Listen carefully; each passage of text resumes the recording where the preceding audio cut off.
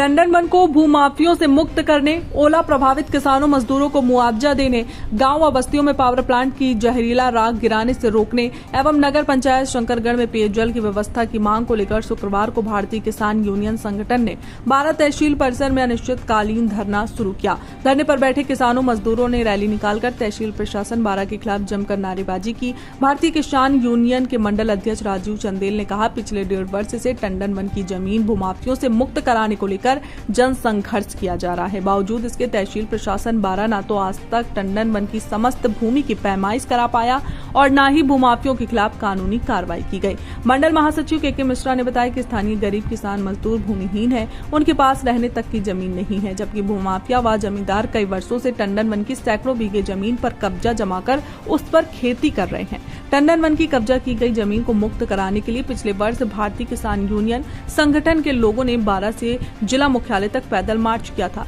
जहां डीएम प्रयागराज व एसडीएम 12 ने टंडन वन की भूमि का सीमांकन करने और कब्जादारों के खिलाफ कार्रवाई करने का आश्वासन दिया था। 1.5 वर्ष बीत जाने के बाद भी प्रशासन द्वारा कोई मुकम्मल कार्रवाई नहीं हुई।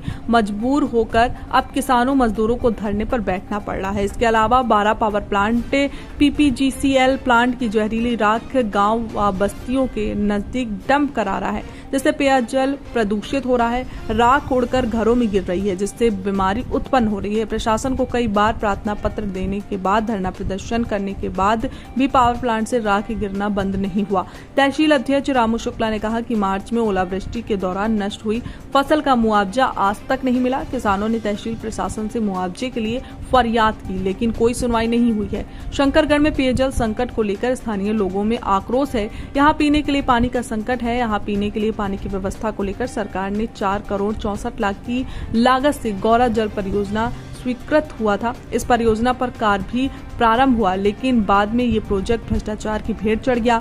पानी आपूर्ति के लिए जो पाइप बिछाई गई वो पहले से क्षतिग्रस्त थी। पेयजल टंकी भी जमीन के भीतर पानी की उपलब्धता को देखकर नहीं स्थापित हुई। अब आलम यह है कि शंकरगढ़ टाउन एरिया में पीने का पानी उपलब्ध नहीं हो पा रहा है। आम जनता के पानी के लिए मारामारी हो रही है। भारतीय किसान यूनियन भानु गौरा जल परियोजना में भ्रष्टाचार के खिलाफ भी संघर्ष करेगा। उपरोक्त सभी जनहित के मुद्दों को लेकर तहसील परिसर में जब तक न्याय नहीं मिलता धरना प्रदर्शन शुरू चलेगा। आज धरना प्रदर्शन में मुख्य रूप से जिला उपाध्यक्ष विनय शुक्ला, युवा जिला अध्यक्ष धर्मेंद्र सिंह, जिला उपाध्यक्ष दीपक तिवारी, मीडिया प्रभारी पंकज मिश्रा, जिला संगठन मंत्री अनिल बिंद, तहसील अध्यक्ष 12 रामू शुक्ला, ब्लॉक अध्यक्ष शंकरगढ़ अरुण कुमार, ब्लॉक अध्यक्ष जसरा, राम बहादुर कुशवाहा, श्याम सुंदर, राजवीर, अंकुश शुक्ला, रजनीश ओझा, राम नरेश कुशवाहा, सीमा कोल, राजकली कोल, शोभनाथ, लल्लू कोल, शिव बहादुर, बृहस्पति आदि लोग उपस्थित थे। एसडीएम व भाक्यू भानु प्रतिनिधि मंडल के बीच वार्ता हुई। दिन भर चले धरना प्रदर्शन के बाद शाम को एसडीएम 12 व भारतीय किसान यूनियन के प्रतिनिधि मंडल के बीच सभी मांगों को लेकर आधे घंटे तक बातचीत की गई। भाक्यू भानु के चारों मुद्दों पर एसडीएम ने कहा कि वो शनिवार को टंडन वन के मसले को किसी भी परिस्थिति में हल करेंगे। इस बाबत उन्होंने डीएफओ से फोन पर वार्ता कर टंडन वन की पैमाइश के लिए टीम गठित कर उपस्थित रहने को कहा। पावर प्लांट की राख बस्तियों में डंप करने के सवाल पर एसडीएम ने कहा कि तहसील प्रशासन की तरफ से माइंस में राख गिराने के लिए परमिशन नहीं दी जाएगी। शंकरगढ़ में पेयजल संकट पर उन्होंने कहा कि सभी को पानी की आपूर्ति कराने के लिए कहा गया है। शंकरगढ़ ब्लॉक के कई गांवों में ओलावृष्टि से प्रभावित किसानों को अभी तक मुआवजा न प्राप्त होने के सवाल पर एसडीएम ने कहा कि डाटा फीडिंग में गड़बड़ी की शिकायत मिली है, जिसको दुरुस्त करने के लिए जिलाधिकारी के माध्यम से शासन को पत्र लिखा गया है।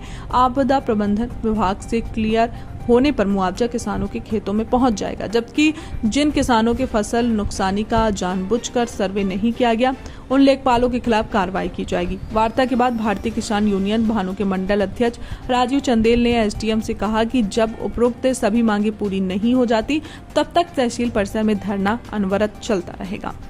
संवाददाता अजय मिश्रा की खास रिपोर्ट।